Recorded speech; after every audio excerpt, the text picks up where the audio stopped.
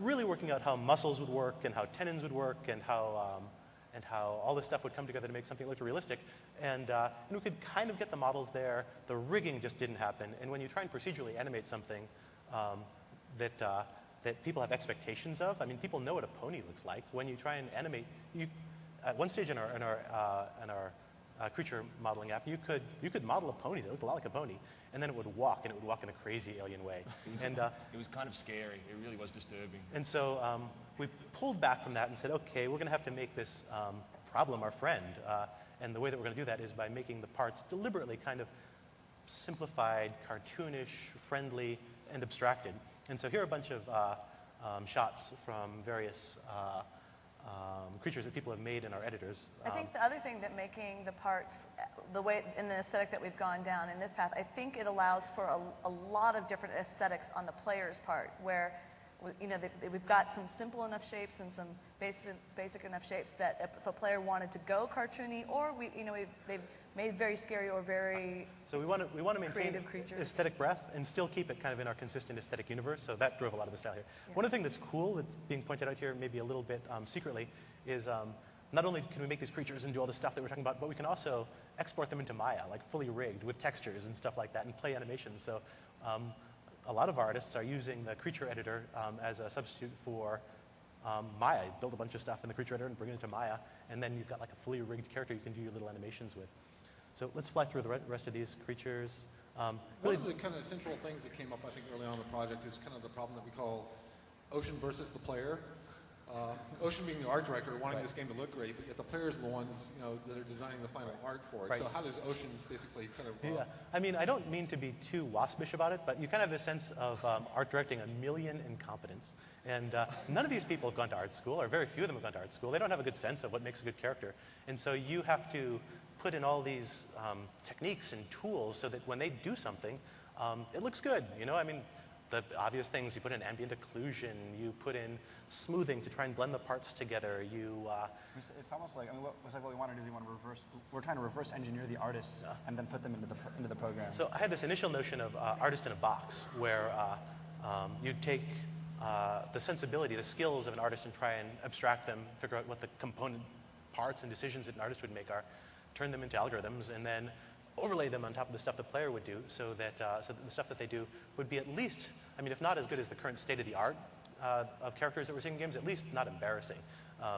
So switching now from the modeling component to the texturing component, that was a big part as well, because once you've got this surface that you've created, a metaball surface with parts sewn onto it, you've got to chart the whole thing, and then you've got to figure out how to texture it. And good texture artists are hard to find. I mean, it's a skill set or an art in and of itself, and we've got a couple good texture artists on the project.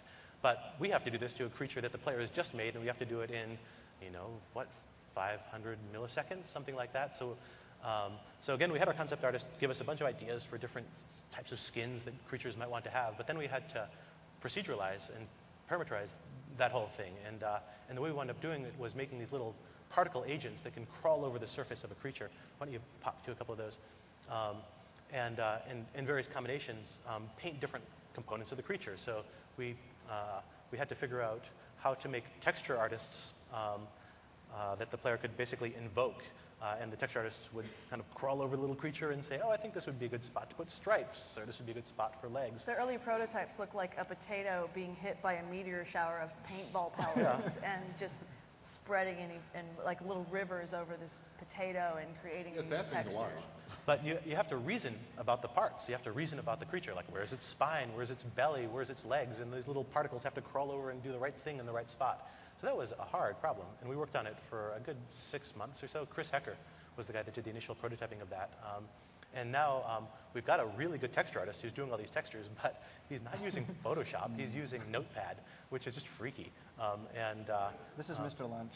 Yeah, this was an early idea about like, for the texture treatment, do we want to go kind of cartoony, or do we want to go more realistic? And this one was kind of like the stuffed animal that was run over by a car, and nobody really liked it very much. It's not cute. Yeah, mangy. But this is also distributing geometry as the textures were distributed. Yeah, that was once you have these little particles that can reason about the surface and decide what goes where, then you can sort of break down where might you want hair to go, and where might you want to put little details on it. So that's creature texturing. There's a whole bunch of stuff there, but I've only got 3 minutes left, 2 minutes left. We had to do the same thing with vehicles.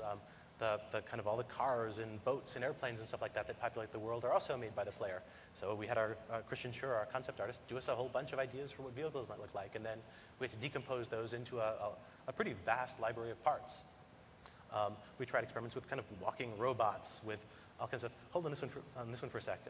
And so we eventually wound up with this library of blocks that transform and distort in various ways, so that so you kind of got magic Lego blocks. You can sort of put them down on the ground and distort them, and we tried to figure out how to get the maximum breadth of aesthetic range for the player, in the sense of toy-like playing with it, out of the minimum number of parts and the minimum number of interactions.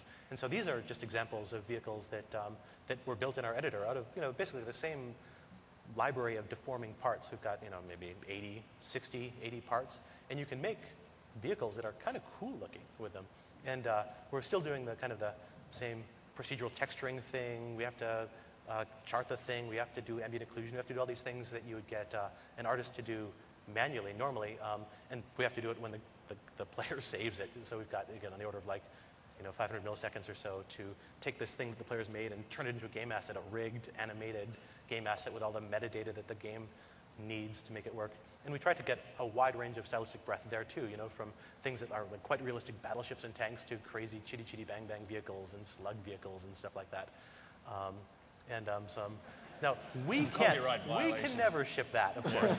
But we have a lot of targets where I want to make the Enterprise, but we can't make the Enterprise, but we want to make sure that somebody else can make the Enterprise. And Mike Corey is the artist who was in charge of all that and did really beautiful work with it. At some point, a list of the top 10